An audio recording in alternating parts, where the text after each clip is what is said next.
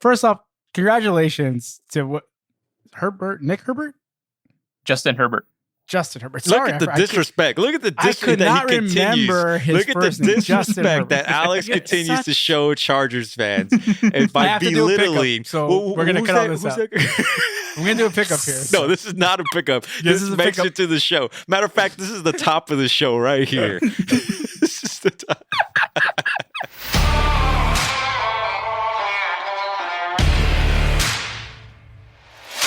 Thank you for downloading and listening to West Box Score. I am Alex Gonzalez, joined once again by my two homies, Sonny Hermano, D-Bot, Donald Paz. What's up, dudes? What's up, senores? Yo. Going on, man? I hope you guys are having a superb week. A superb owl week. We can't say the name of the actual game that happened. The big game. You know, the not fun league will come a call in. So, Super Bowl. Come after us, Goodell. Come after us. So before we get started with this big Super Bowl recap, I got to say to all you guys listening right now, hope you downloaded us on Apple Podcasts, Google Podcasts, Spotify, wherever you did. Be sure to rate and review us. We actually have one new review, right, D-Bot? Yes, we do. We do. So, I don't know if you have it handy, if you want to give a little love to our new reviewer who took the time to give us a 5, count it, 1, 2, 3, 4, 5 stars, just like the LA Galaxy have on their chest. Shout out to reviewer Donald Paz. Was it Donald? Was it D-Bot? I don't think he's making the algorithm pop like that, but we wouldn't do that. We have too much, journalistic integrity to review ourselves, I think, right, gentlemen? We wouldn't do that ourselves. No. We pump ourselves up enough here on this podcast in case you can't tell. So we have a nice review, right, Donald? We got 2 new reviews. Ooh. So shout out to those 2 people. One of them came in on January 19th. Emma Houghton, I believe she's a fellow podcaster as well. I think she's a game recognized game. I love that. Game recognized game for real. She said, "This is a really great listen. Alex, Donald, and Sonny have incredible energy and their love for sports really shows. Great analysis about general sports, but I also love how specific the LA takes are." Nice. That's what this podcast is all about. Specific LA takes. Thank you, Emma. That's a great review. We appreciate you taking the time to write that out. Give us that 5-star review. But wait, there's more. There is another one. This one has no name. They're a casual pod listener. Nice. Anonymous. That's the Donald Paz one. I like to think Donald will at least come up with a good creative, generic person's name. Have to. Donald's creative enough to come up with a cool, a random name. So Ray Finkel. Finkel and Einhorn. So she or he could be a girl, could be a guy. We don't know. The previous one was a female. This could be a guy. Said, "I love this podcast, and I don't even like sports. A real testament to what this guy's doing. I think it is these guys are doing. Great energy, super knowledgeable, and overall entertaining." Is she listening to the right podcast? She must have reviewed a different This sounds like it was meant to be on the Fox Crate podcast for some reason. Not even the Fox Crate. I think this is for some other, can't be any 5 of us, that's for sure. Any 4 of us, including Rick. Yeah, Primo Rick. Shout out Primo Rick. Shout out Primo Rick. Did they mean to send that to the Tim Dillon show, maybe? That's not for us. Yeah. That's funny. These are 5 stars, awesome. Too. It's not even like the sometimes you get that 4-star one where it's really great. Could do better. I hope they keep their politics out of the conversation or something. Right. Shut up and talk sports. Hey, so can we get jerseys now for each 5-star review? We had a West Box Score. We had a star to the jersey. So far we're 3 for 3 with our 5-star reviews, man. We're waiting for that one hater, man. That one Sonny and Mono out there in the crowd to just come on and you know what? It was okay. I wish they'd shut up and get to the sports talk already. They were talking for over 5 minutes already about their stupid reviews. Get to the Super Bowl talk already. That's the review I'm waiting on. But before we even get to Super Bowl talk, I got to ask you to check out our social media pages too. We're at West Box Score. Sonny and Mono's over there at the Fox Crate. His podcast is called the Fox Crate Podcast. Be sure to download that episode because last week's episode featured Donald the Bot and myself, man. And we spent like the first 40 minutes or so talking about nut wax for some reason. No. Because the big thing in the news at that when we recorded last week was the GameStop stock catastrophe that it was. Hold the line, guys. Hold the line. That's right. If you want to get to know Alex and D-Bot outside of the sports world, I highly encourage you listen to that specific episode because it shines a little bit of light on their upcoming, their comeuppance and their upcoming. It all makes sense why we are the way we are on this podcast, man. That's right. Oh, man. So, and also be sure to follow our media partner, Blue Wire Hustle, at Blue Wire Hustle on Twitter to give them some love there on Twitter too, man. We're rocking with them and they're doing right by us. So we're trying to do right by them and mentioning them on this podcast here. So let's get started. Super Bowl, man. Wow. So was this a boring Super Bowl? A lot of people, yes, it was, right? But it had scoring. It totally did, but it wasn't. Did it rival the Patriots Rams as far as boring Super Bowl? No. Let's not go that far. It was much better than that because there was actual touchdowns that happened. Yeah, correct. Besides just one, I think there was that one Gronk touchdown, right? This one had 2 Gronk touchdowns. And who called Gronk making the first touchdown on? So there's so many prop bets that go on to the Super Bowl, right? So let's start there. We won't even get into the winner because, of course, everybody knows who won. If you're listening to this, let's get that out of the way real quick. Brady is the referees. Brady's the GOAT. That's all you got to know. Tampa Bay reigns supreme. So I love right away is a simple one, right? Coin toss, heads versus tail, and Sonny and Mono took a big W there. I myself was watching with my 2 little brothers and my older brother. We were all here, and we all make dollar bets just for the coin toss. And I had different bets going with all 3 of them, and I won all of them because they all picked for some reason tails because tails never fails. Well, I'll tell you why. Because 5 out of the last 6 years, tails has won, and I know this because I've bet tails all of those years. What a degenerate gambler. and this year it did not. So, and I bet heads. So I knew it was going to turn. And it's Super Bowl Sunday, right? That's when all the degenerate gamblers come out to play. D-Bot, I don't know if you want to get into this in our group chat right away, asking what is a good online betting site? Yeah. And just everybody chiming in with their 2 cents. It's crazy. How did that work out for you, D-Bot? No, I didn't even get to sign up, but it was just funny how it opened up this big can of worms and everyone's chiming in and whatnot. It was the funniest thing.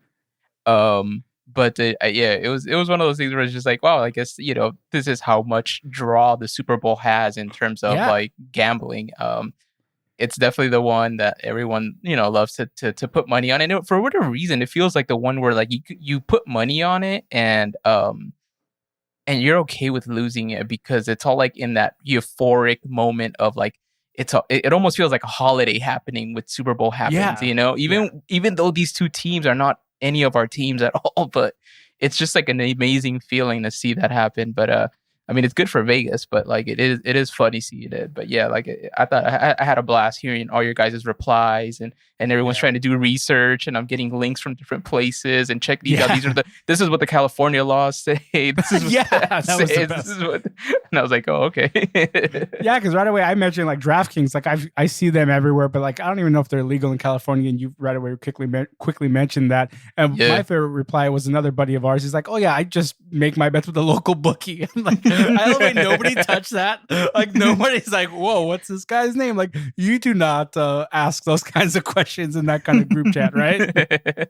Sonny, I think, mentioned somebody. So you've been doing some online gambling. I'm sure you have. I'm going to hope that not too many people are listening to this, but yes, I have done it for many years now. I have action. Super Bowl is like a holiday for me, man.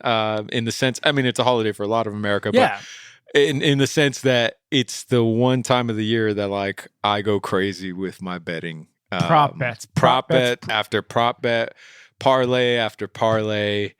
And this year, I think I went extra crazy because last year I kind of was tame comparatively because I think there's something about when your team's in it, you don't want that juju. You're just kind of like, I don't want to bet too much money on my team and be heartbroken even more if they do lose. Right. And then I also don't want to bet the house on my team and feel like I'm jinxing it. So it was one of those things last year where I had like a few prop bets, but my focus was so much on the game and every single snap that I knew I wasn't going to even care about the bets.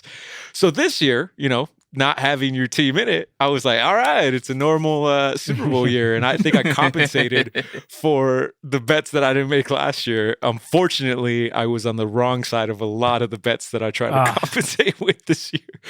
But it was fun nonetheless. But betting always makes it, even in a boring Super Bowl like this, betting always makes it that much more entertaining. So you are obviously betting every like prop that you can, right? Coin toss, who scores first. You gave a great prop bet, which is like, what's the first score going to be, a touchdown or a field goal? And right. Oh yeah, that's a great. Yeah, I think I made you some money there. I was waiting for my commission check. You did. I got to get paid first. The guy I made a bet with doesn't have Venmo, so.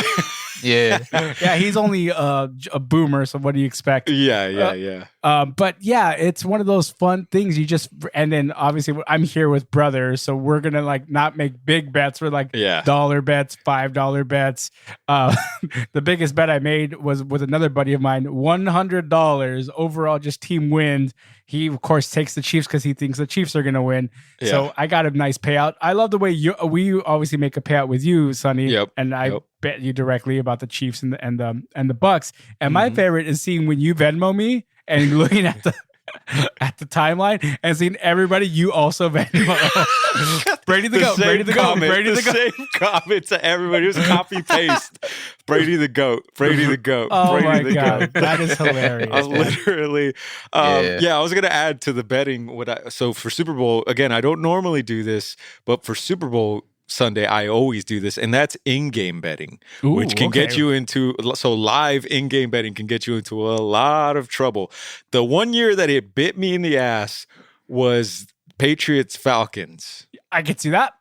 That's the one year because I had the Patriots winning to start that game. And then when it looked like it was going to be a blowout, all my money in-game shifted. Like, I was like, I'm going to make my money back. And I started betting on the Falcons. Oh, man. Only to have why the wouldn't Patriots. You, right? Why wouldn't you? You try to hedge your bets, hedge your losses, hedge your wins, So in this game, I actually conversely did the opposite. And thank God there was no comeback. Because I bet opening, I bet heavy on the Chiefs to as you saw, and indicated by my Venmo transaction history. So about by halftime, I was searching for people who were punks enough to think, or fools to think, that the Chiefs were going to come back. And I said, bet that it's over. And I had a few bites. So luckily it lessened the blow. And all those bets came from Kansas City, Missouri, because those fans think, oh, but Mahomes still got it. Mahomes still got it. Yeah. I mean, it's fun. Super Bowl is like this one time a year. Like I told you, my older brother comes by and he's a big 49ers fan. So he's rocking his 49ers jersey. He sees me, I'm rocking my Rams jersey. Neither team is in it, of course, because it's, why would, but it's Super Bowl Sunday. So it's a holiday. It's a football holiday, man. That's where all of us football fans come together. And even if our teams aren't in it, we're going to celebrate the game of football. And I got to say, the game started off good because it's so amazing to see Tampa jump out to that lead. And it's like, man, I don't know if they're going to hold on to it. Then when it gets to halftime, and at what point at halftime, Tampa was up, was it 21-3? 21-6. And yes, it had the feeling like, okay, this game's getting away from Kansas City. But even then, it's like Mahomes, you can't count them out. So you had a feeling that the second half, man, let's see what turns around. But before we get into the second half of the football game, what did you guys think of that halftime show? Because that was another prop bet we had going on.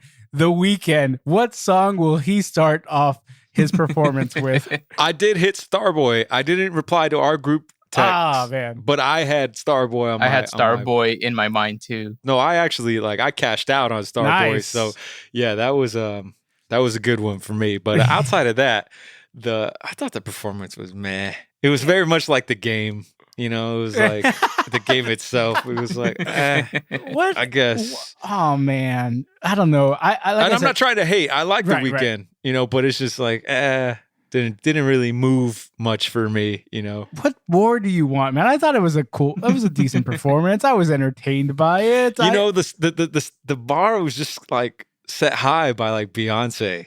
Beyonce's your bar.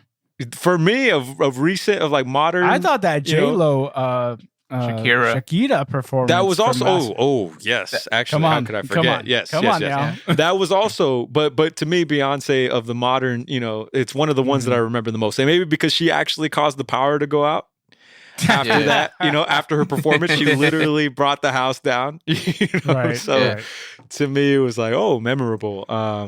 But this one was, I remember the Bruno Mars one more than this one. Like, I thought that one had more energy. Well, he did it twice, but the Beyonce Bruno Mars, a lot of people remember. Yeah, exactly. So, it was okay. It wasn't terrible. Oh, wow, man. Yeah. I just love the way that the NFL does that for Super Bowls. These great, big, over-the-top halftime shows, man. I guess I don't even remember really when they started going over the top with these performances, man. Michael Jackson. Michael Jackson was the first one? I think early 90s, Michael Jackson. Michael Jackson. Bills, Cowboys, right? I think it was Michael Jackson who, I mean, after seeing this, I was like, I was really thinking, you know what?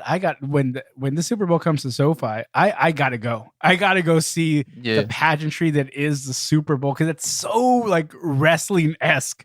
Like the way it is just so over the top with their performance. And the games can be meh. But just to be there in the atmosphere of the Super Bowl, man, it's just kind of like this big thing that you want to experience at least once in your life. So I'm already researching LA Rams season tickets. Okay, the rep's going to contact me. I'm like, okay, how much am I going to have to pay? It's just like, because to be there, like, and I love the way they put get your chance to get into Super Bowl, like, and an asterisk there. Lottery to enter Super Bowl to get Super Bowl tickets. I'd almost rather attend if I had to choose of like the spectacles in sports. I mean, obviously the Super Bowl is the championship game that matters the most. But in terms of bang for buck, I would spend all my money to go to an NBA All-Star game. That to me would be like, I would rather see that and be in that building. Because you get all the stars, the greats, the future Hall of Famers, most of them, and it's such a spectacle, especially now. The way that the last two seasons, or especially last year, where you could tell the players care more, and they're playing, to win the game, to quote the homie Herm Edwards, I think. Because I think Super Bowl is it's still too corporate, the crowd, Well, that's the thing. This being the exception. This last one, because you could hear the cheers for the Tampa Bay Bucks, obviously because they were technically playing in front of their home crowd. But you normally don't hear that. You hear like a balance between the two, and it's a very corporate vibe. So I'd rather watch it from home, Yeah, that's fair. Because that's the NFL's doing, right? Because not very many tickets even go to those hometown the fans of the home teams, right? That are actually performing, right? It's a very neutral site. So there'll be like mainly there'll be Rams and Chargers fans there, right? Because those season ticket holders will get first dibs essentially at being there at SoFi Stadium. So unless the Rams or Chargers are there, then we're not going to hear a lot of fans cheering. It'll be pretty like, oh, that's a good play, clapping rather. Yeah. And it's also a lot of corporate to your point, it's corporate sponsorships who are getting those tickets, right? Like where CBS, like all the CBS stars will be there because they got to promote their show. So you got to show them in the crowd. So, but it's just, as a general fan, you kind of just hope to be there and cheer no matter what's going on, but it's not going to come off that way. But so you would put the NBA All-Star game as your one game to go to, huh? As a live, event, spectacle, event. Again, I love watching the NBA All-Star game on TV also, but I think it's like to be able to say, you were in the building with, while LeBron was playing against KD and Giannis and all these players. It was like, I feel like that's more memorable. I feel like you've been to an NBA Finals game, right? I have. Lakers Celtics 2010. That's right. Wait, 2010? Yeah, that was the year that the Lakers went back to back. So 2010, Lakers Celtics game 6, which was a must win for the Lakers. And that was Upper Deck, and that was unbelievable. Maybe if I was game 7, maybe I would have traded. Right. That would be an experience that I would feel like, that's the best thing. But again, that's me being able to enjoy my home team with fellow Angelinos cheering on my team to win this. And whereas the Super Bowl, again, this being the exception, that just never happens. That's not the case. How much would you fork over for Seattle Mariners World Series ticket? Ooh, man, you're asking for the impossible to happen. First of all, that's a once in a lifetime opportunity, which you're just describing right there. So I'd pay a pretty penny, man, to go to the World Series. Matter of fact, my wife and I have dreamed or dreamt of that scenario many a times, to say, like, if the Mariners do get to the playoffs one of these years, how much, we're absolutely going. Like, we're definitely going to a playoff game if and whenever the Mariners do make it back.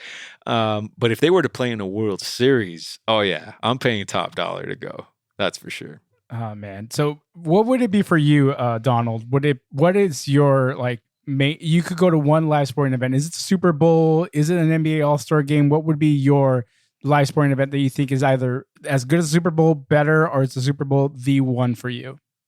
I mean, if the Chargers were in the Super Bowl, given that they've never won one, I'm on, like, basically it'd be like Sonny with the Mariners. It's like, of course I would trade that. Like, I would, max out my card and all that for it. But and Sonny made a good point with the All-Star game. Like, it's very rare that you could see all these great NBA players play against each other. Like, and you only paid for like that one ticket and you got that whole experience. Other than that, you'd have to pay for whenever they come into town. So it's a toss-up for me. But I would say Chargers in the Super Bowl. I think that would be great. But I think, overall, I think a Super Bowl too would be something I'd be looking forward to. You get the halftime performance, Hopefully it's someone that can put on like a great performance. Similar to Sonny, I thought the performance was good, not great. Weeknd's amazing artist, amazing vocalist. But yeah, like, I feel like Shakira, J-Lo were over the top. I mean, it's an advantage if you can dance and have choreography, and I think that's just kind of, unfortunately, not for Weeknd couldn't pull something like that off. But great music. So yeah. Chargers before we go to the potential of the Chargers Rams Super Bowl that may happen next year. At SoFi Stadium, we got to wrap up this Super Bowl. So Tom Brady, and as you Venmo'd all of us who thanks to Tom Brady we won, he is the GOAT. Like, there's no question anymore. 7 Super Bowl titles, 5 Super Bowl MVPs. I mean, that's unbelievable. But I love Jamel Hill, from formerly of ESPN. She said that Tom Brady's not the greatest athlete. He's just the greatest quarterback. I agree 1,000 with her. Did you see this? I did not see this, but I've been saying this, and people are calling me a Tom Brady hater. But I can't wait to hear what she has to say, because I agree already without her you finishing her thought. I've been saying this. Tom Brady is the greatest quarterback of all time, but let's not call him the greatest sports player of all time or athlete of all time. So Jamel Hill says Tom Brady is not the greatest athlete of all time. I think to be considered the greatest athlete ever, physically or physical dominance, has to be a part of the conversation. Tom Brady is the greatest quarterback ever, one of the most accomplished athletes of all time. But when I think of the greatest athletes, I think Michael Jordan, Simone Biles, Serena Williams, Muhammad Ali, Wayne Gretzky, LeBron, Michael Phelps, Usain Bolt, etc. Thank you for coming to my TED Talk. Let's argue. So she's 100,000% correct. Wayne Gretzky, though? Yeah, absolutely. Yes. Yeah. I just saw that as an athlete, and I'm like, what? And I'll tell you, it's just when I think of Wayne Gretzky's athleticism, because skating, first off, hockey players are the greatest athletes, in sports, right? Because skating, conditioning, physicality, power. But to put him up there, I really think of like an Ovechkin. I think a more power forward, not a center the way Gretzky played. He was very finessey. He didn't have a lot of physical strength. The games that I saw, mind you, I didn't see him play firsthand, but in highlights I've seen, I don't see a lot of physicality the way I would see from Ananze Kopitar. Oh, it's not. I don't think you see, and this is where I think, okay, if we're talking about Jamel Hill's interpretation of greatest athlete, I don't think there's that much of an emphasis on power, because by that argument, again, she omitted arguably what I would say. I mean, you just said hockey players are, in your mind, the greatest. No, soccer players are the greatest athletes. Okay, I think of them as 1A, 1B. Yeah, to me, it's soccer players, and then it's swimmers. Okay. So Messi does not overpower anybody. Oh, okay. Good argument. And yet he's the greatest of one of the greatest of all time. Pelé didn't overpower anybody. He may have overjumped certain players, but he was able to kick with his left and his right. It's not like he was knocking fools down, So I don't think overpowering somebody. I think the case for Gretzky is domination. He dominated through his position, especially with the Oilers. Right. He nobody was on his level. Right. No, and that's the thing. Why I think I'm misinterpreting that when I saw the athlete she's mentioning, I'm like, well, he doesn't seem very, because I see a LeBron and I think of him as one of the great athletes of our time because of how strong he is and dominant at that position. So when I see like the Gretzky LeBron comparison, it doesn't equate to me, because to me, power is one of those things that makes a great athlete. Like you have to have strength as part of having your athleticism. So I'm like, that was the only one I kind of got like, oh, really, Gretzky? And then like Michael Phelps. But to your point, yes, swimmers are strong athletes, but it's swimming really overall using a lot of the skills. Because I think, and this is my baseball mentality, like 5 tools, right? Yeah. Like the 5 tools of everything: speed, strength, conditioning, all of that. And like really is, there's once again strength, but to push through water, you have to have some strength. So I'm like, okay, Phelps, I kind of get. The Gretzky one was the only one, and I love Gretzky. Don't get me wrong, but it's just like, really, the strength, I didn't see it. But I mean, the dude won so many titles with the Oilers. He kind of single-handedly put hockey on the map for North America. Right. Even though he was still playing in Canada at the time. Right. Like, that's wild to think. It's the same way that Messi has helped put soccer on the map for North America, and Ronaldo and stuff like that. So I to take it back to Brady, in this whole conversation, I did say Brady the GOAT, but when I meant that, I meant it as quarterback GOAT. Like, he's the greatest quarterback of all time. You can't dispute it anymore. Joe Montana is number 2 now. And then the rest is like, you can argue who's 3 and on. But he can't be considered like the greatest athlete of all time. Because she also left out Tiger Woods on that list.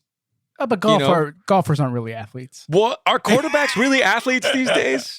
You know what I mean? I mean, position Mahomes specialist at this point. Yeah, Mahomes is the only one out there looking like an athlete, And Russell even Wilson. Then, exactly. So mobile quarterbacks are looking like athletes, but pocket passers, like, we're calling them athletes now. Yeah. That's why it's a tough thing. And no disrespect to pocket passers. Trust me, I love pocket passers because they are able to pick apart with precision, especially the really great ones. But we get carried away. I think people just get carried away with, greatest of all time. We've talked about this before. Yeah, I know. Goatland. Go listen to that episode. Goatland. Deba, chime in. Who do you think is one of the greatest athletes of all time? To me, it's kind of tough to say, and I respect Jamel Hill's opinion. I know that it might have been done like in the height of everyone probably hyping up Tom Brady, and maybe it pissed her off, and she was like, let me do the contrarian take, which I know is a lot of give you a hot take here. Yeah, the contrarian performance take, which, no disrespect. She's amazing. She has a lot of great stuff. And I agree with it too in that regard of Tom Brady not being the great, but same thing like Sonny. I do think he's the greatest quarterback of all time now. I mean, if you think about it, and I'm glad that Tony Romo brought that up towards the end of the game when he was trying to do the math of what Mahomes would have to do to surpass Brady, like to think about 8 championships now. That seems like a lot. And I don't even know if we're even going to see that in our lifetime. And I just think that like you'd have to be like near perfect to have that happen. So as far as quarterbacks go, for sure, this solidified that conversation. You're going to put Tom Brady at number 1 no matter what. Because I think with the NFL too, it's kind of tough. Like you have to go by positions. There's no way you can do it like the way you do it in the NBA, where you can say Michael Jordan's the best. And literally it means that because defensively he was good and offensively he was good. And he had the best, he had the most impact culturally and pop culturally. And he was a leader of the team and this and that, like all these little intangibles and stuff. In the NFL, it's so different. Like I consider Brady to be the best quarterback. I consider Jerry Rice to be the best wide receiver. Absolutely. You know what I mean? And then running back, you know what I mean? Like, I mean, with running back, I think I still don't know who would that be yet. I feel like I haven't. I mean, Jim Brown. Emmitt Smith. Jim Brown's greatest running back of all time, but the greatest in his prime, Barry Sanders. Nobody could touch Barry Sanders. That's true, right? Yeah, Barry Sanders. That makes sense. Yeah, that's someone who I would definitely put up there. You know what I mean? Best corner. You know what I mean? Like best defensive back, best linebacker. Deion Sanders, baby. Deion Sanders, I would say. Yeah, definitely. Yep. But you know what I mean? But with the NFL, you have to go by positions. You know, like you can't do like a whole like the overall vibe of the team. Because there's no such individual thing. sports like golf and swimming, I kind of have a hard time. Of course, like Michael Phelps to me is the best swimmer, and that's only because he's really like a freak about it and he's really good at it. Same thing with Usain Bolt, like the dude's the fastest. I mean, I don't know if we'll ever see anything like that. But to me, to do like the overall athlete thing, I think it's kind of tough. Yeah, I agree, D-Bot. Like it's tough. We should classify our GOAT talk to individual athletes versus team sport athletes. We can't. I know we're tempted to always want to merge everybody together, but it's not that simple. So, all right. But how about final thoughts on the game? Because, although I do think the game was meh, Brady. I do think Brady deserved Super Bowl MVP. Right. Although he didn't have amazing numbers. I mean, who else would you have given it to? Like, who was? I don't know if they released the voting, but who would come in second? Right. That's what I was thinking too. Like, you don't Fournette, give it to Gronk. maybe. Fournette had a great. I mean, Gronk caught 2 touchdowns. Do you give it to the refs? That was a lot of controversy. Let me say this about the refs. It was annoying. I'm not going to blame the refs for the Chiefs losing, but it was annoying that they were calling. It's like how many of those calls went against the Chiefs versus how many went against the Bucs, and yet we've all been watching football long enough to know that everybody holds in the NFL. Yeah. And so to me, it's always been like comedy when you see a ref get brave enough to like, okay, this is where I'm going to call it. Yeah.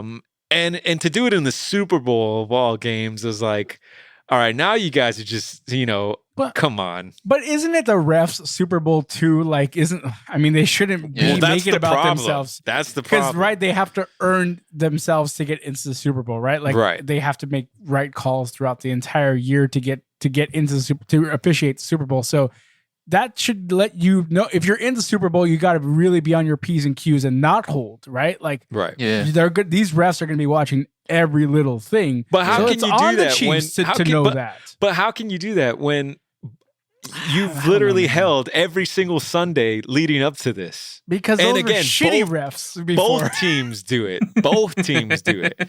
Like, you can point to countless. Those were week 14 refs, man. They were in the dog days of the season. This is the premiere. This is Super Bowl refs now. This is where you got to be on it, man. It was tough, man. It was it just added to the meh game that was, How many payouts did you make against Sunday with this? Oh my God. How you know. Jesus. That's how you know you got. That's why you know you got this take. Yeah.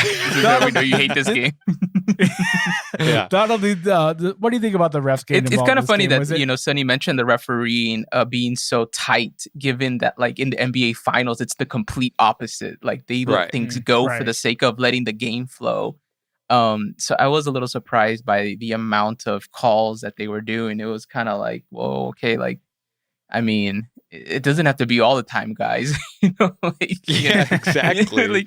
like you kind of have to play it loose a little bit. Like Mike Evans could defend themselves, guys. Don't worry. Right. Yeah, it's exactly. just like it's just so funny. But man, yeah, it just kind of looked bad for Kansas City, man. Like it just felt like no matter what they did, it just wasn't working out. Even with those 2 throws that Mahomes did, where he like fell to the floor and just kind of like blindly threw the ball up, and he was kind of on target. Like the guy was there to catch it, but like those were catchable balls. It just sucks to think that like it just wasn't working out. Like I don't. And then it's like, what else can he do? Really? What else could the guy do? I was so beside myself. Also, I was in my feelings, in my bag, just being like, yo, why couldn't this Chiefs team showed up last year? Like, I was gonna say that. I was just gonna say that. I was like, what was the difference between that Bucks defense and that Niners defense? Dude, that it's the exact same Chiefs team, and our I'll give you the difference. Zero difference. We actually had more picks on Mahomes than the Bucks did. We had more pressures. I think Shaq Barrett had 11 pressures on the quarterback, which was, guess what? The second most ever for a Super Bowl. You know what the number 1 most ever was? Nick Bosa, 12 last year. So this is why I'm like, yo, what the? I was so beside myself just thinking, stupid one play where the secondary fell asleep on that 3rd and 15 play that Mahomes just chucked up. Right. That oh my god, or else we'd be talking about, and we'd be looking at the Chiefs as a completely different team right now, just saying like, yo, they can't get over the hump, man. Are they ever going to do it? Are they? But of course, leave it to my Niners to like not let that be the narrative, to change the narrative now. Exactly, man. True, man. I am with Alex though on Tom Brady being MVP, because you think about it, and I think I said that at text. Like, who would have thought that all Tampa Bay needed was just a competent quarterback to get here? And I think that was the only difference, I think, in terms of like, not just so much what he did on the field, because I know he kind of like, and people make the argument that he had like an okay game compared to like, what, primetime Brady was. But like, I think overall it's just a mentality thing. Like the fact that you could tell he rallied the troops, and he really got them there to like, really believe in that this is their game, and he had them dialed in and everything. So I think the impact is why he got the MVP. Yeah. So I guess in that regard, you can kind of say, yeah, I can't say all the other guys were doing that either. So looking ahead to Super Bowl 56 at SoFi Stadium, which will be between the Chargers and the Rams. Justin Herbert versus new Rams quarterback Matthew Stafford. I mean, I'm just excited for Goff to be gone. As a Rams fan, I'm just excited for Goff to be gone. His contract no longer on the Rams payroll. But man, did the Rams have to give a lot to get a little bit better? In my opinion, a little bit better, because what is it? 3 first-round picks, and Goff, and then. So, I mean, when you see that many first-round picks being given up, it's like, man, must be a real game changer coming our way. And it's Matthew Stafford, who is serviceable, who we've gone over, who's like, what has he really done in Detroit? He hasn't had anybody in Detroit as far as head coaches, offensive coordinators. There's so many turnover he's had. Okay. So he hasn't had tutelage, right? He's had players, right? I was going to say Calvin Johnson just got nominated. Just got inducted into the Hall of Fame. He's had Megatron, right? So, I mean, but you need more than one offensive receiver. You need a running game and a strong O-line. Has he had that in Detroit? No. So it's going to be interesting to see what he can do with a strong. He had a solid defense during the Jim Schwartz years. Defense. What you want? You want somebody to have everything? Trust me. How else are you going to get to the playoffs and Super Bowl unless you have everything? Every team has flaws. But Matthew Stafford has had his opportunities. He's winless in the playoffs. I mean, yes, he did play for the Detroit Lions, so there is a a lion's share of the blame to go around there for sure. It's like the Browns, right? Like, what can you expect? The dude plays for the Cleveland Browns. Right. You know, so there's a little bit of that with Matthew Stafford, but he's 32 going on 33. He's been in the league long enough now and he's had playoff opportunities that he just hasn't capitalized on. He's had arguably at the time, and not even arguably, he was the best weapon in the NFL for years. And I get your point, Alex, that it's more than just a 1-2 combination that's going to get you far. But how many times have we seen, you know, a running back, competent quarterback take you at least to one playoff win? Right. And you also need, if you're not going to have the running game, you need to be running mobile yourself. Matthew Stafford, mobile himself. I really don't. I haven't seen it much, but younger. He's not the most mobile, but you know, he's got a cannon. Right. So it's going to be interesting to see what McVay's game plan, what he can do now with a slightly more mobile quarterback, and a quarterback, more importantly, who has something more in between the ears, because that's mainly been Goff's issue. He's just not the guy in that pocket you want there, making the quick, you know, looking for the alternative routes, you know, in a split second. So you think Stafford with more, you know, experience in the pocket there, he can make quicker decisions and keep the chains moving and maybe punch the ball in when they're in the red zone, because that's always been an issue too. So, I mean, I'm excited to see what the Rams do. When I saw what they gave up, I'm like, oh, we got Watson, right? No. Yeah. So that he's still out there for the to go up to Santa Clarita. It's not Santa Clara, California. It's not. Yeah, it's Santa Clarita. I was like, did we just move a lot closer? Well, they moved again because they're not allowed in Santa Clara, California anymore. Yeah. Exactly. The Santa Clara 49ers. Yes, that's right. Yeah, I'm not holding my breath on the Deshaun Watson. It is very much obviously the ultimate wish list. But at the end of the day, though, I will say that from a Niners standpoint, I respect the move that the Rams made. Do I fear the Rams maybe more today than I did 3 weeks ago? Yeah, just because, like you said, Goff's not there anymore. So it's like, oh, dang. So just addition by subtraction already, you know? Yeah. McVay does have a quarterback now that he doesn't have to worry about hitting on his girlfriend. So, you know, that's great. I'm sure that's going to be great for team meetings. Yeah.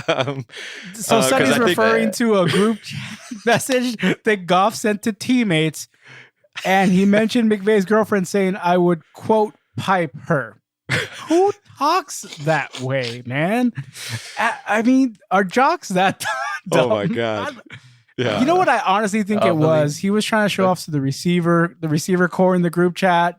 Like, oh, I'm cool and hip with you guys. Like Cooper Kupp, what does he respond with? No, not bro. He has to, right? Yeah. He has to, right? Yeah. Like, hey, I don't know, man. I'd rather have my quarterback date porn stars like Jimmy G than hit on the coach's wife, you know, or coach's girlfriend. Like, bro code. Come on. Yeah. Come on, Jared. I was going to say, it's crazy that the more I read into the trade and like Ian Rappaport and Adam Schefter talking about like, McVay and Stafford have a relationship. They've been texting, and it just kind of makes it feel like, well, okay, I guess they know what they're doing. And I think at first when we saw the news drop, I was like you, Alex. I was like, really, they did that? Why would they do that? Like Stafford really isn't like, you know, I can't evaluate him because he hasn't had, like you said, a great coaching staff that has led them to things. But I mean, just off what I've seen so far, it doesn't seem like he's worth all that. But then like you hear all the reports about like the front office and Jim McVay and how like this was like already kind of premeditated and it all thought out. Like I was kind of like, okay, well, like I guess it should work, right? I mean, it seems like now if this doesn't work, then this is a McVay thing now, right? Like this is now on McVay. So yeah, all the pressure is shifted to McVay now. Yeah, he's on the hot seat for sure. Yeah. Well, I wouldn't say he's on the hot seat yet, but all eyes are on him. If they start losing, then he very quickly becomes on the hot seat, you know? So yeah, it'll be interesting to see. I want to see if the Niners counter at all. because I heard this argument saying like the Niners now have the worst quarterback in the NFC West, and I was like, ooh, the disrespect on Jimmy Garoppolo. Like that dude's got it's to, real, dude. yeah, that dude's got to either show out if assuming we keep him, he's got to come back and flex on that winning percentage that he does have. But he's got to stay healthy. He's got to be on the field. So I'm okay if we stick with him. But of course, if Deshaun Watson's out there and there's a price, like I'm willing to pay it. How many first round draft picks are you guys willing to move? I'm hoping we can. Nick Bosa, dude. No. Let's not be ridiculous here. I'm willing to give up one of our, an Eric Armstead type player, a top defensive player, and some multiple draft picks. Maybe we get the Patriots involved, and maybe we have a reunion of Jimmy G and the Pats, and maybe the Pats send something to the Texans as well for the Deshaun deal to come our way. There's some ways to do this. But as far as Houston, it sounds like Houston's not in a hurry to trade. They think they're going to keep him, which good luck. So we'll see, man. There's another prop bet there for some reason. Yeah. I could feel that one. There's no way he shows up in Houston, right? Yeah. I don't think so, but we'll see. I mean, I hope I'm right. Yeah. All right, man. So going off the gridiron now, going to the hardwood, the Lakers are still doing the thing. Are they still the best team in the league? No, they're not, right? That goes to the LA Clippers. No, right? Utah Jazz. Oh, the Utah wow. Jazz are number one. So I have a friend who is a big Clippers fan, and he told me, "Oh, we're the best team in the league." And I'm like, "Oh, you're gonna put up your banner?" And he immediately responds with a gif of a banner being unrolled. And I'm like, of course you would, because you're a Clippers fan. That's the only banner you guys are gonna put up at Staples Center. So Lakers, now they're being bitten a little bit as we're recording this by the injury bug. Donald, you want to give us a little update on the Lakers injury report? Yeah, so there's an injury update for tonight's game. We are recording this on a Monday night. The Lakers are playing the Oklahoma City Thunder. It seems like Anthony Davis is out tonight with the right Achilles tendonitis. Alex Caruso, he was questionable for tonight with the right hand strain, and LeBron James is probable with the left ankle strain. So all three guys that are really needed for this team to do well. The game hasn't started yet, but it has. See what happens. It just tipped off. LeBron's in the starting lineup. So, he came in. Oh, okay. Yeah. Yes, I didn't have it fully updated. But wouldn't you rest him though?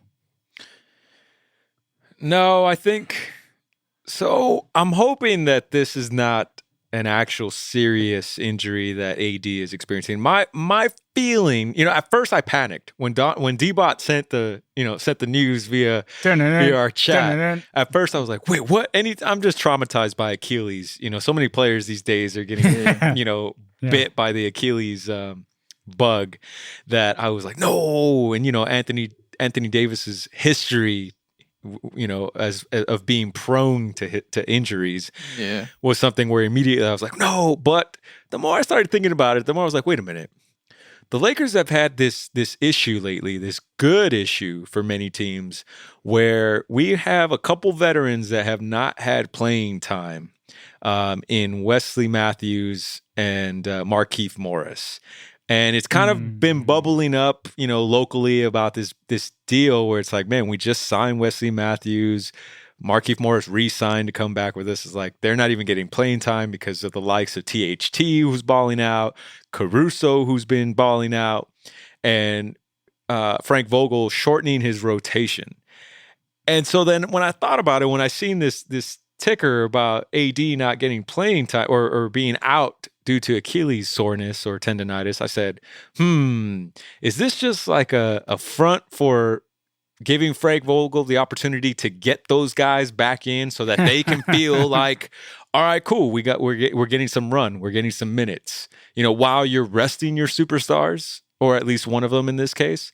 So I hope that's the case. I hope we don't find out that Anthony Davis is out for multiple games. But yeah, that's what I started thinking about. I was like, maybe this is a play.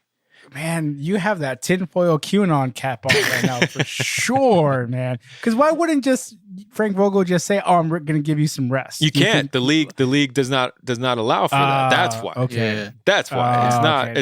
It's not as simple as like night off. You know, the league. They don't do healthy scratches. Correct. There, like in the NHL does. Correct. Although, Yeah. I mean, I guess this year they're more amenable to it because there are no. It's not like there's fans paying top dollar to go see these players right now. Although in some stadiums, but especially courtside Karen. But courtside Karen, man, standing up for her dude, man. Let her. Oh man. But yeah, the league has always frowned upon healthy scratches, especially when it's your superstar. So that's why I think these coaches. This is a page out of Greg Pop's, book where it's like, let's get you some rest and let's get our guys some run, and we'll be all right. Especially against a team like the Thunder, who I think is the worst team in the West right now. So yeah, they're down there. They're 10 and they're currently 2 games under 500. 13th place. Yeah. From the hardwood to the baseball diamond, another big acquisition was made in LA. So, well, you mentioned earlier about the 49ers had to respond, right, to the Matthew Stafford deal. And so much has been going down there in Slam Diego recently, right? And the Dodgers had to do something. And when I saw Yu Darvish go to San Diego, when I saw Blake Snell go to San Diego, and the rumors for Nolan Ariano coming to the Dodgers, and then him going to St. Louis instead, it's like, well, Dodgers got to do something. And the big prize out there still was Trevor Bauer. The only prize that was out there still. Right. That was the only thing out there. So the Dodgers got to make a run at him. The Dodgers already had lost Kike Hernandez, which I don't know if you guys saw that Instagram video he posted saying thank you to LA fans. I'm not gonna lie, man. The AC was blowing some dust in my eye. It wasn't the video that made me emotional, even though it was, but it was the dust. That's what it was. And then Dodgers also lost Jock. Where is he going to? He's going to the Cubs now. So it's just the Dodgers had to do something, right? They had to make some kind of splash, and they land Trevor Bauer. And at first I was excited about it, right? Like because I knew I wanted them to get the reigning Cy Young National League Cy Young MVP. But prior to the Dodgers signing him, the missus alerted me to something that he's been doing online. And talk about QAnon. So I've done some minor research as an investigative journalist that I am. And so essentially he's a big buffoon on Twitter, right? But a good buffoon sometimes, right? He's brought light to how the MLB needs to relax and let the players like work certain cleats. And so I've followed him since then. It's like, okay, this guy seems pretty outspoken and just like, that's what the MLB needs, more players like this. So I started following him a little bit on Twitter, and I would see randomly his posts. But apparently what he's been doing on Twitter, besides being outspoken, what comes from that too is when you're socially active, you tend to read everybody's tweets, which really you shouldn't. You're a professional athlete, leave some of them alone. He didn't leave this one woman alone. She pretty much tweeted that I don't like you. And because of that, this thin-skinned athlete started... Oh, I thought you were going to call him what he was, asshole. You said athlete. Yeah. But... You know what? You're right. Thin-skinned asshole. Because she's a random civilian, dude. Random civilian saying she doesn't like you. Leave her alone. Block her. That's what the block is for on Twitter. You are a famous athlete. Instead, he goes on to say, I've something to the effect of like, what are you doing bothering me? Shut up, leave me alone. Then he starts going through her profile, commenting on all her photos. Then a lot of his followers see this and start doing the same. It's straight up cyberbullying, man. And when I first found out about that, I'm like, the Dodgers were still, in the hunt for him. So the missus right away says, well, I hope the Dodgers don't get him. And I'm like, I kind of hope so too now. I can't roll with that, even though he's the biggest arm out there, and we got to respond to the Padres somehow. It's like, all right, I'll be fine if the Dodgers don't get him. I'll be totally fine. And so I was hoping they wouldn't. Now that he's our freaking burden, I'm like, fuck. Of course I want him to do well. The missus has straight up told me, I am not cheering for him. I want him to Good do on for- her. Good on Right? her. Let me clap it up for her. She's got I gotta- actual integrity. Unlike She her does. mister. She's got, Totally. she's Unlike her got mister. integrity. I mean, I you know what? At that point, I cannot root for another Andrew Jones type bust because that was painful enough to go through once. But I'm with her, man. I have to be with her because to cyberbully anybody sucks, right? That's not cool. You're a professional athlete. Be better. But to be a man and cyberbully a woman, man, that's a whole nother level. And Well, I don't to be mean it famous and to cyberbully somebody who's not is the asshole part of it above all. Because there's a lot of claims of him being misogynistic because of this. Right. He has a history of it. I mean, remember, this is the same guy who, when Terry Francona came to the mound and asked for the ball, he chucked it to center field. So this guy, and I love how, there was that tweet, I think, D-Bot, and we'll get into the actual player himself. He is a good pitcher. Okay, he won the Cy Young, but let me remind folks, that was a 60-game season. Okay, like let's stop putting asterisks no. on these years' achievements. Listen to me though, like if you're paying based off of a 60-game season or making an argument as to that's the Cy Young, it's like what? Last I checked, you're not going to play another 60-game season.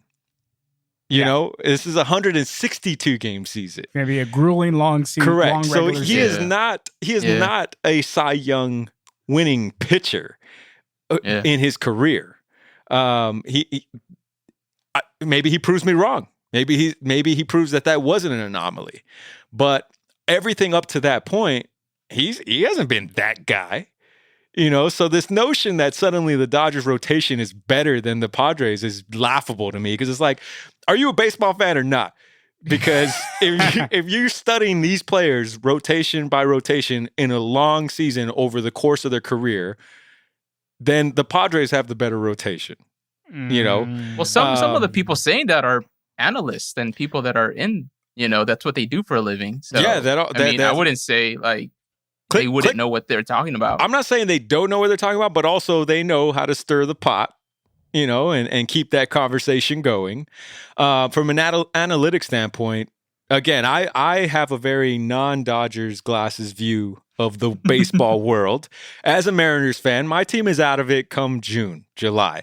So I start, and because I play fantasy baseball every year, and I have been for the last 15 years, I survey the entire landscape of the MLB, American League, and National League. So I'm very familiar with Bauer when he was with the Cleveland Indians. Right. I'm very familiar with Blake Snell, who is a Seattle native, because he was somebody that I coveted for a long time and always wished, what if he just came home? Why does he have a Southern accent then?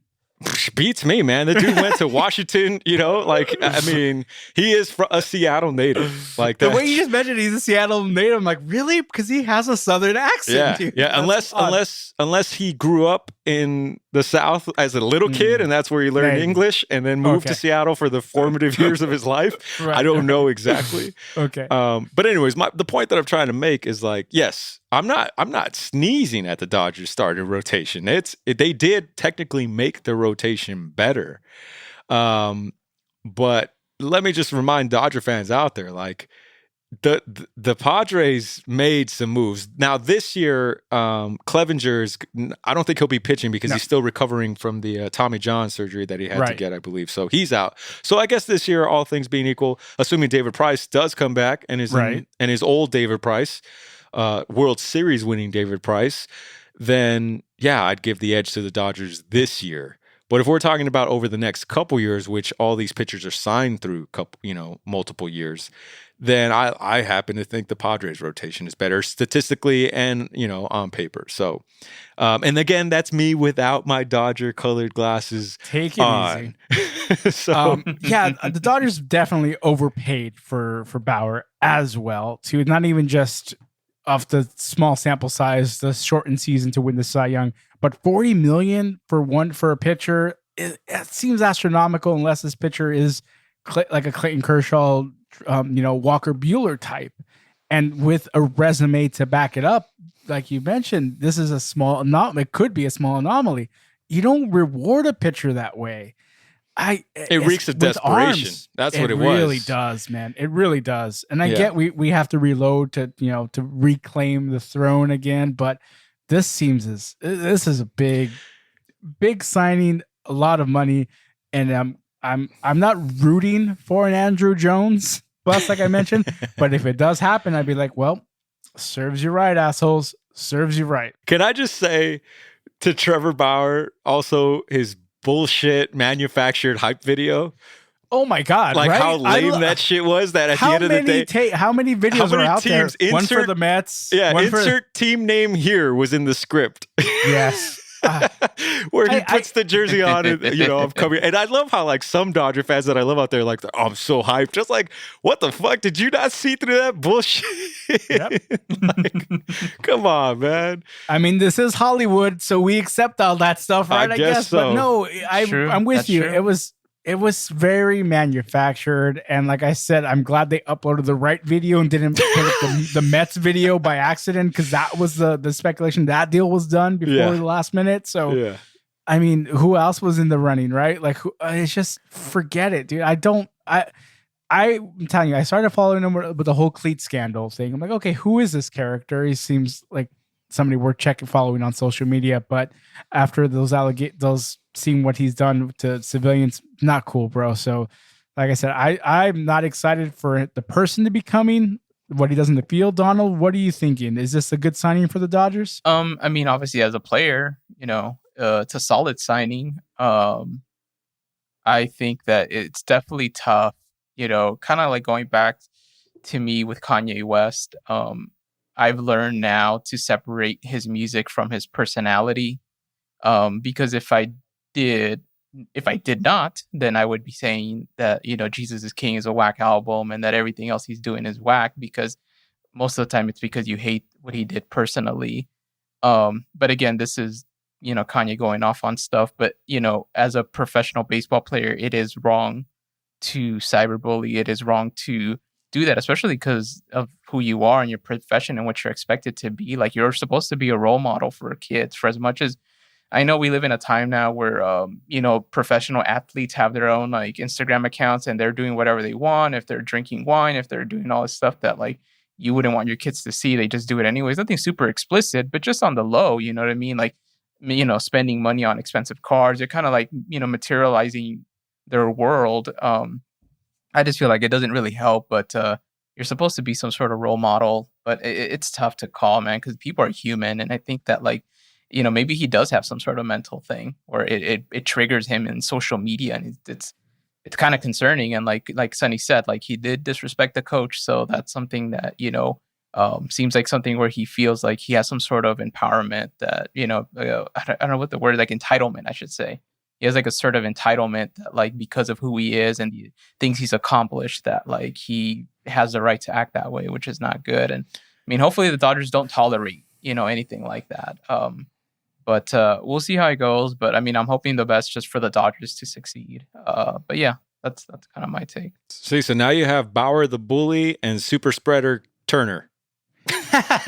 Well, Turner's not officially re-signed yet. Oh, that's true. We'll see. We'll see what happens if Turner does in fact come back to the Dodgers. I mean, how much more? They're so over the luxury tax now. At this point, it's crazy. Like, what are we gonna do years to come? I'm just, that's a lot of money to spend on one pitcher, and especially with the bad juju that he's bringing into the clubhouse. This clubhouse was good before. Does that entitlement wreck it a little bit? Because he doesn't. Does he bring the swagger that the Dodgers needed? Remember, that's what we talked about, right? That swaggerless Dodgers team that Sonny's mentioned before. So he doesn't bring him a swagger. He brings more of a negativity. Well, the dude's a villain, right? And so by default, the target was already going to be on the Dodgers' back just because they were defending champs, right? But I think when you add a character like this, who's behaving in this particular way, now there's a certain villainy that like is attached to the team. And the problem and the fear that I have is like, I totally get what Donald's saying about trying to separate the craft from the person, but sometimes you can't, because sometimes they're the same the same person. In many ways, we try not to do it when it's convenient. But I hope that Dodger fans don't rally around him as like he's our villain now. You get what I mean? Where it's like because the rest of the league or the country sees the Dodgers as the villains, and they see him as a villain. Like, well, he's one of ours, so we ride or die with him because he's wearing Dodger blue. And because that's what happens in sports. Let's face it. Like you accept. Greg Hardy was embraced by Cowboy fans. Right. Osuna was embraced by the Astros, and the list goes on and on and on. There's been assholes in sports for years and decades and centuries now. So it's just tough in today's world where we try to be more sensitive to the fact, and more aware of like, wait, this is not cool. Like you said, Alex, this whole cyberbullying behavior, even if it is due to something like a mental health issue, it's like, well, then stop playing baseball and go get help. You know what I mean? Yeah. Like, well, then get off Twitter. Yeah, exactly. Like we can't just separate the two and be like, oh, it's a mental health issue, but it's okay because he's a really good pitcher. It's like, no, then he should stop. Then the Dodgers should be like, you know what? Until he's gotten help and treatment, then we'll throw him out on the mound. But that's not what teams do. And it's not just the Dodgers that are not going to do that. Like I said, there's every fucking team won't do that. They'll stop short of it. Bravo to the Mets for firing, their executives when things have come out. The Angels recently had a part with their bench coach because he was a former Mets coach who apparently had issues with sexual harassment. And it's a mixed bag because you get people saying like, but that happened so long ago. And what about whatever happened to second chances? And then you get people saying like, you got to separate the two and stuff like that. You're never going to please everyone. So it's just, it's tough, man. Listen, I'm all about second chances and, making amends, but you have to recognize you have a problem and admit it and ask for forgiveness. And somebody like a Trevor Bauer hasn't asked for forgiveness because he doesn't see what he's doing as a problem. And so that's going to be an interesting dilemma as you bring up for us Dodger fans. Like, I can't root for this. I can't get behind a villainous character unless I agree with what he's done, right? Like if he's flamboyant, he's rambunctious, or he talks a lot of smack, and so people don't like him because of that. Well, I appreciate that, so I'll keep riding with him. But for what he's done, a cyberbullying a civilian, no, I'm not going to roll with that. So it's going to be interesting how as Dodger fans, how can we root for a player playing on our team, but not root for that specific player as an individual? So like every 5 days, like what do we do? Do we just not do? It's like in wrestling, you want a reaction, right? Negative or positive. So do we just like ignore the fact when he's coming out to the mound at Dodger Stadium? Like, do we just not cheer for him? Like, what would that sound like? Just coming out to like the music and no claps. Like, how do we protest that? Donald, go ahead. I think that this is where I feel like we should put, as fans, obviously you can only do what you can in terms of like at the game, booing, not clapping, things like that. If it doesn't change him, then the only thing I can think of as a fan is holding like the local beat writers accountable for asking those kind of questions to him at post games, pre games, and asking Dave Robert those kind of questions of like, what are you guys going to do to address this? What are you guys going to do? He has a history of that because we don't have the access to talk to them. But I mean, I'm hoping that, Friedman and, the front office talked to his agent and told him, yo, you do realize like we were aware of these issues. So is he going to come in, with this kind of mindset or whatnot? And hopefully they talked about that. I wouldn't say, I don't think they did, or I'm not sure how that works, but if not, then I think that's where the press comes in and, puts some pressure on them to kind of like talk about it, and address it and bring it up, Let me ask you guys this question, this last question to wrap up the Bauer acquisition. Would you be more likely to boo a player that cheated or a team that cheated? Or would you boo an asshole who has done asshole things in a very public way? I mean, I would think I'd boo both. Right, both I don't agree with, so I would boo it. But in this specific case, I mean, I've booed Barry Bonds. Obviously, he's the rival giants, and also he was at the time allegedly on steroids. And he was an asshole. And By all accounts, he was an asshole. But then again, I would go cheer for Jeff Kent when he came to play in Dodger Blue, and this guy was also a bit of an asshole to sports writers. So, I mean, it's what your level of morality is, right? Like, I mean, he was an asshole to beat writers. I mean, I respect beat writers, but I mean, I'm not gonna die on that hill for them. But as because it's relatable to somebody on Twitter, right? Like, Donald brings us to a great point. Yeah, let's talk to these beat writers. Let them know on Twitter, like, you should ask these questions to Bauer, ask him how he feels about this now. Maybe we could get some kind of apology. Or what we know about Trevor Bauer, he is all over that social media.